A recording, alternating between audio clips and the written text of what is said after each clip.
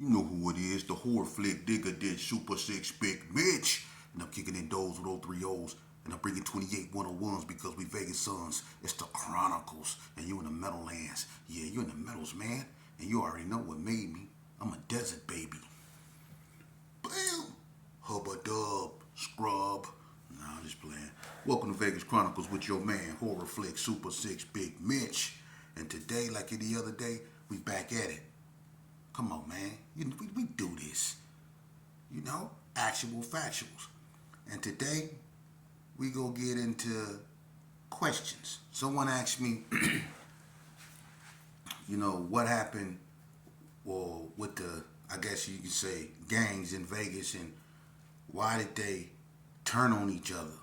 You know, because that's an interesting question. I think I covered that. I don't know if I did, but I'm gonna start off by saying, that is true. What happened in Vegas, during my era, that's what I speak on. We did start to turn on each other, and the first gang, I'm gonna be honest with you, to really start turning on each other was the Gersons. And it's funny because everybody remember Herbert Gerson being a more closely knit like neighborhood. They all fought together, especially back in the early '80s and stuff like that, when people were still fighting on the streets, when people were still fist fighting. The Gerson was always known as being close knit, family oriented per se. And every time they fought, especially like when they fought the PBs over there in Sherman Garden, or the Jets, or at Doolittle, or whatever, even the Perus in Madison Terrace, or wherever they met up, when they fought, the females went, everybody went. The Gerson moved as one. That's why everybody knew if you fought one, you fought all. The Gersons was moving in unison like that. But I'm gonna tell you something. What happened was, when the drugs started to come in '85, pre-'85, a lot of attitude changed with that. People started being, sort of like the haves and the have-nots, and the have-nots were the ones out there really putting in work in the neighborhood. The ones that was out there going out there really doing things. The people that was having money per se, they wasn't really putting in no work. They was kicked back, worrying about their cars or their datings being clean, worried about keeping their curls kept up, They wasn't getting stains on their dicky pants and stuff like that. You couldn't hit their 40s. You couldn't even sit on their car no more. So the attitude started changing. And it was like the people that wasn't having nothing, they was more banded together. They split what little stuff they had. They was walking around with gats with only about 3 bullets, and they was splitting them. But the ones that was having it, they was hanging out with other people that was having it, and that's what basically split, the neighborhoods. And so the have-not started looking at the ones that was having it, like they think they all that. And they started looking at them unfavorably, and some people even started plotting to get them. And so that's where, the friction in the neighborhoods started to come. And then the dudes that was having it, like, they started messing with other cats that was having it from other neighborhoods. So they started hanging out with dudes that the have-nots was putting in work on, which made things even more complicated. So that's what really happened with the neighborhoods. The Gersons was the first ones to start turnover, and they came line said I had front row seats. I witnessed it. I witnessed how a lot of people rest in peace. But it was so many cats, and I'm gonna keep it 100 with you. They was hating on Donald Ray Page so much, man. Look, man. Can't nobody say nothing to me about him. That's my big brother. He resting in peace, man. I love D-Ray, because D-Ray, I'm going to be honest with you. D-Ray lost 40 years of his life because of something I done. He got caught up in something I done. He had 10 kids he was out there trying to take care of. But he got caught up in something I did, and he got 40 years behind that. And he ended up doing almost 20 years. And he was already of age. D-Ray was like 9 years older than me. And one thing about D-Ray though, he always kept it real. Even on the street, D-Ray always shared. But I seen D-Ray go through a bunch of stuff, man. You know, people used to lie on D-Ray, and it used to be over females. They used to be hating over D-Ray, man. You ask anybody, they was hating over D-Ray over females, man. I ain't gonna say no names, but I know this one cat, right? He was a bully in the Gerson. You know what I mean? He bullied everybody else, but I watched Master G slam him on his face, so now y'all know who I'm talking about. Went to college, big old stocky cat, light-skinned, pork chop, sideburns. Yeah, I watched Master G snatch him off a tree.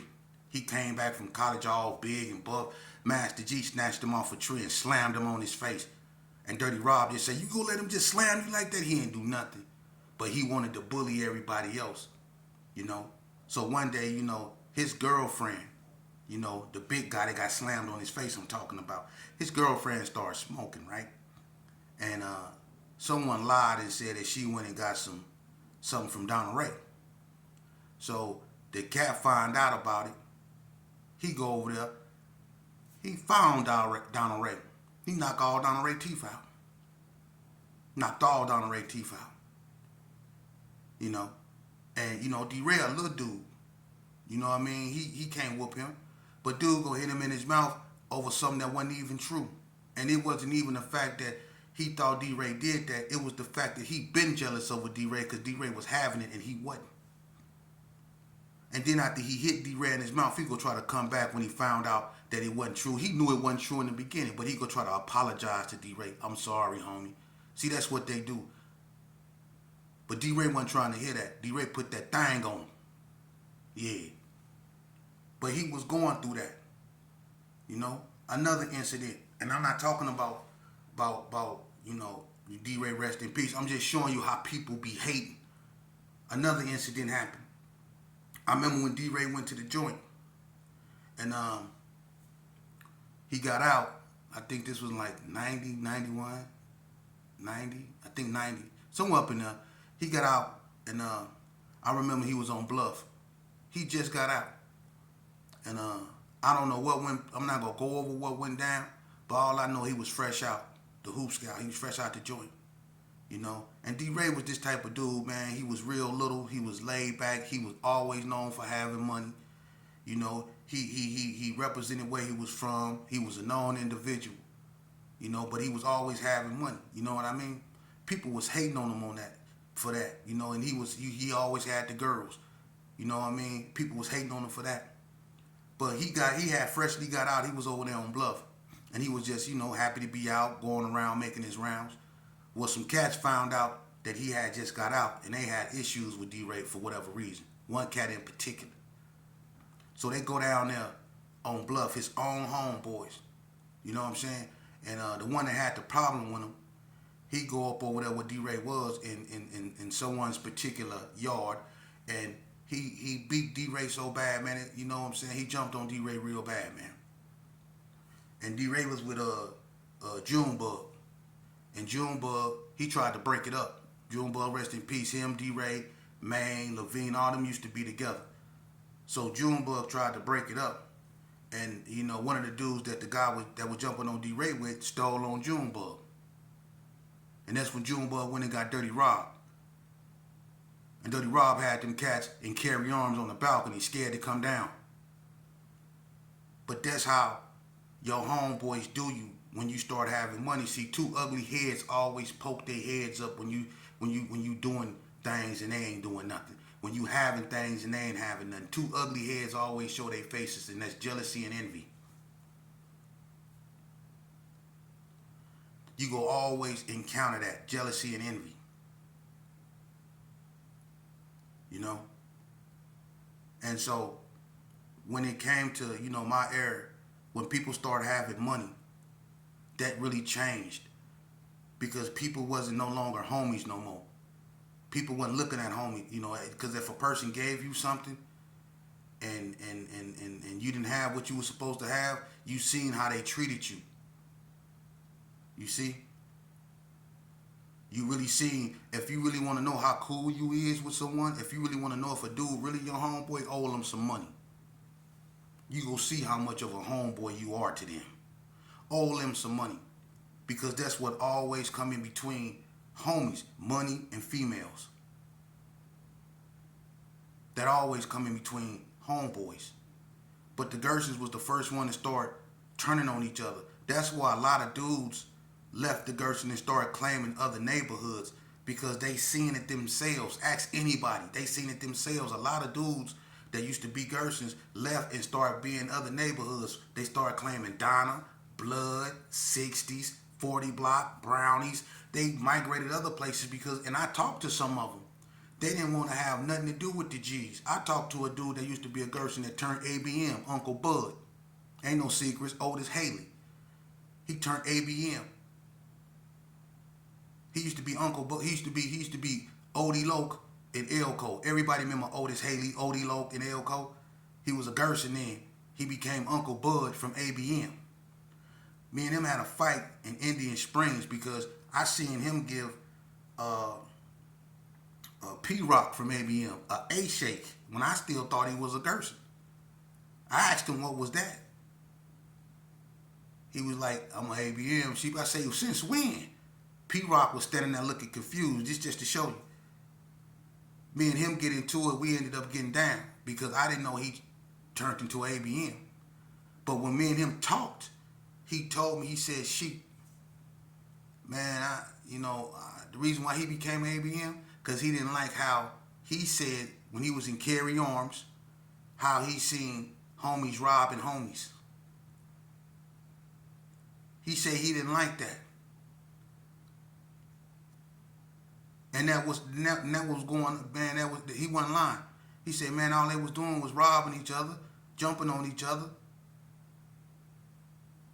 Always trying to, you had a crowd of dudes always jumping on the one they always perceived to be weak. He said he didn't want to be he said that's not what homie's supposed to be about, so that's what made him lead up. It was the Gersons. But every other neighborhood, soon after, they start turning on each other because money, man, is the root to all evil. With money involved, you look at it, it hit the 60s, the Bloods, the Donnas.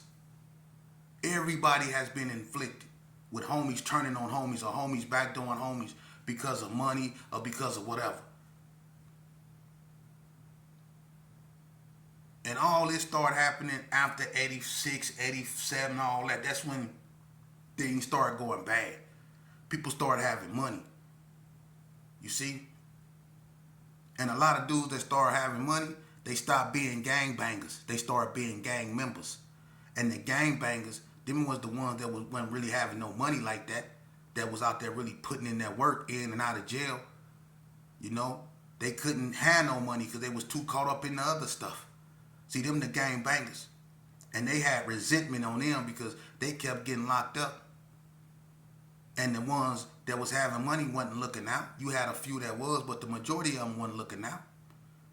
So the gang bangers started wanting to rob the gang member.